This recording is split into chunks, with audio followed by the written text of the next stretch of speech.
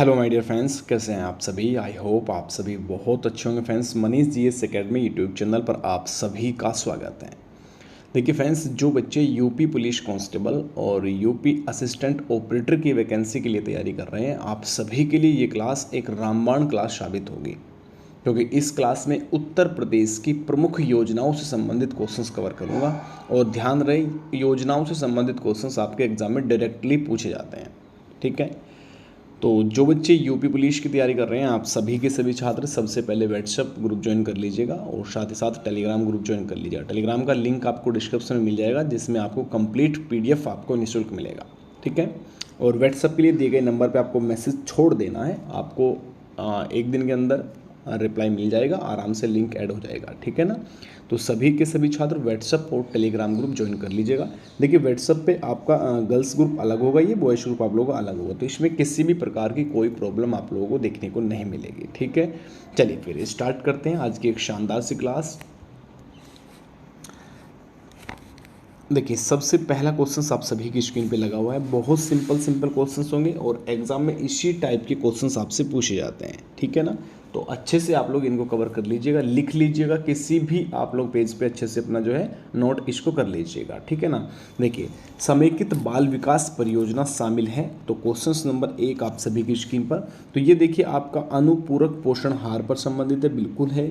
आपका right answer देखिए option A हो जाएगा। फिर टीकाकरण पे भी है ये आपकी, और स्वास्थ्य जांच पे भी है, तो राइट आंसर जो यहाँ पे बनेगा ऑप्शन डी सभी का यहाँ से राइट आंसर हो जाएगा। ठीक है ना, इसके बाद नेक्स्ट क्वेश्चन आप सभी की स्क्रीन पर ये रहा।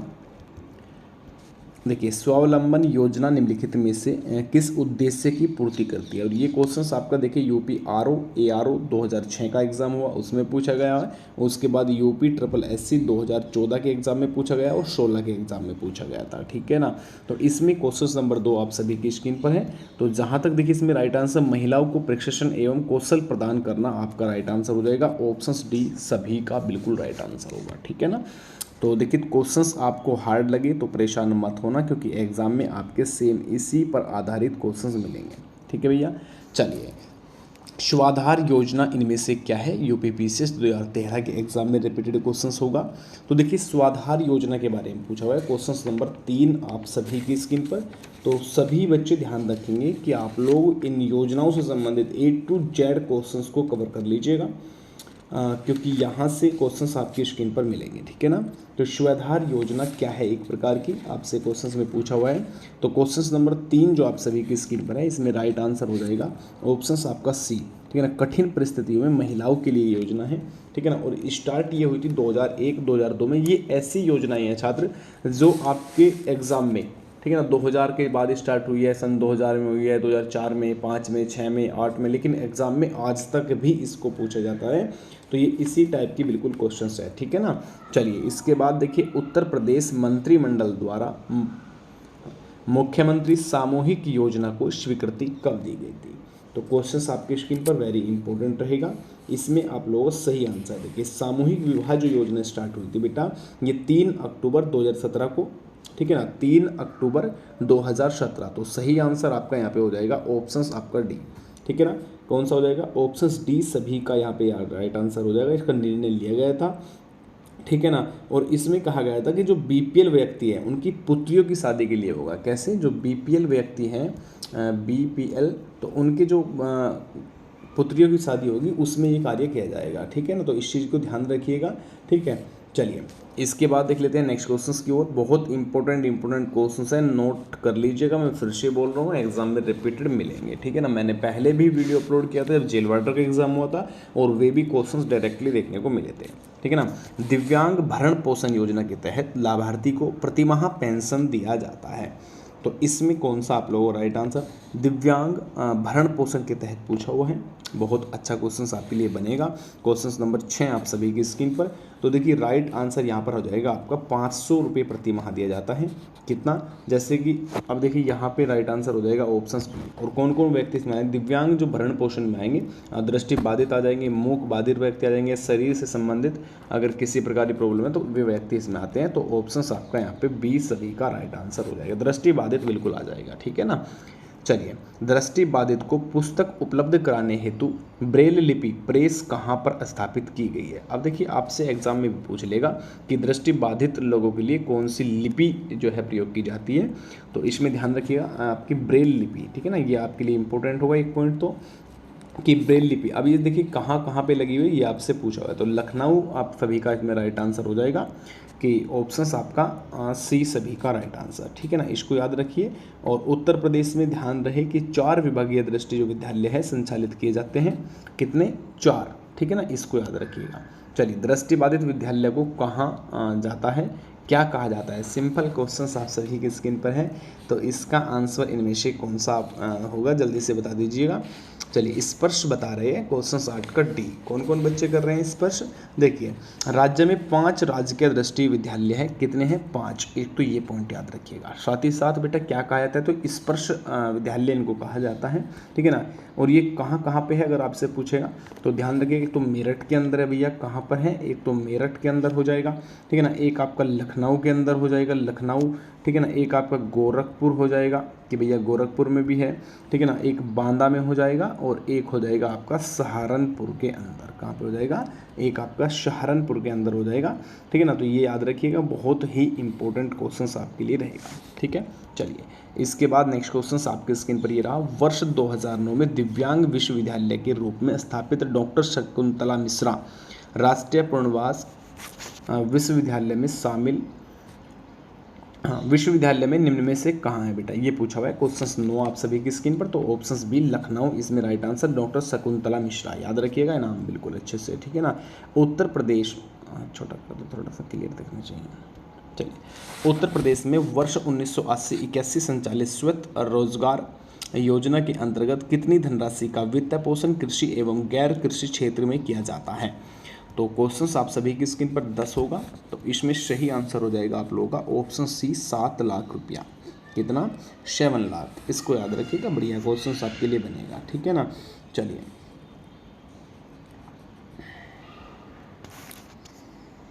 नेक्स्ट क्वेश्चन आप सभी की स्क्रीन पर ये रहा, उत्तर प्रदेश में संचालित निःशुल्क हेल्थ कार्ड योजना को शुरू कब किया गया था। तो हेल्थ कार्ड योजना की अगर मैं बात करूँ यहाँ पे राइट आंसर इसमें से कौन सा, तो वर्ष 2005 में इसमें किया गया था और ये जुलाई के समय में किया गया था। तो कब बेटा, जुलाई 2005, सभी का राइट आंसर ऑप्शन बी। अब देखिए 2005 आपके 2 ऑप्शन में आ रहे हैं और यही कारण होता है कि एग्जाम में कन्फ्यूजन करने का। तो आप लोग इस चीज़ को समझ लीजिएगा कि आपको अच्छे से कंप्लीट जो डेट आपको दी गई है और जो बताया गया है नोट्स के माध्यम से, क्लास के माध्यम से, PDF के माध्यम से, बुक के माध्यम से, तो उसको पूरा ही याद करना है, ठीक है ना। ऐसा नहीं करना कि आप लोगों ने 2005 याद कर लिया और एग्जाम में पहुंच गए भैया मई और जुलाई में फिर कन्फ्यूज हो जाओगे, तो ऐसी गलती बिल्कुल भी आप लोग ना करें। ऑप्शन सी सभी का सिंपल तरीके से इसमें राइट आंसर हो जाएगा। चलिए, इसे हटा देते हैं, इसमें क्लियरिटी नहीं है थोड़ा, इसे देख लीजिए। उत्तर प्रदेश समाज कल्याण निर्माण विभाग लिमिटेड की स्थापना कब की गई, ये आप लोग जल्दी से इसका सही आंसर करेंगे। क्वेश्चन नंबर आपकी स्क्रीन पर है 13, ठीक है ना। राइट आंसर कल्याण निर्माण विभाग की पूछा है कि कल्याण निर्माण विभाग, जल्दी से इसका सही आंसर कर दीजिए। 1955 तो नहीं है बेटा ऑप्शंस में ना, हाँ बिल्कुल सही आंसर बताने का कष्ट करेंगे भाई।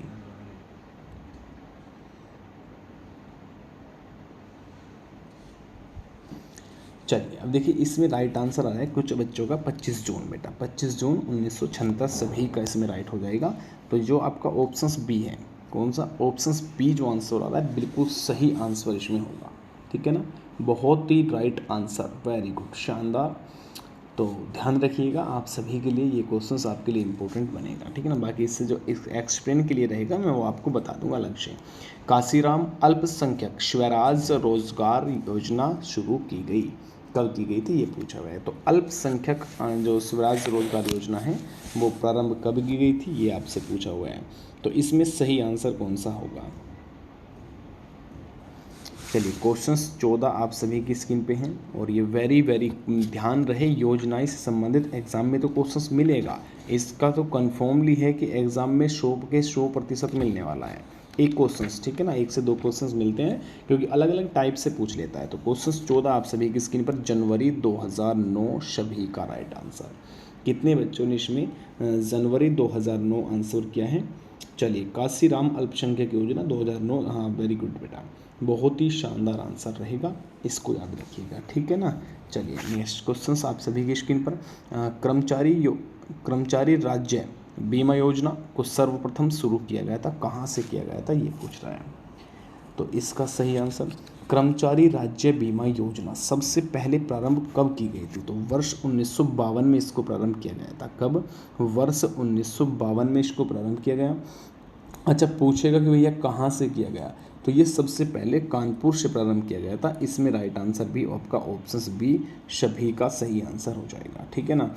याद रखिएगा, ये आपके लिए इम्पोर्टेंट रहेगा।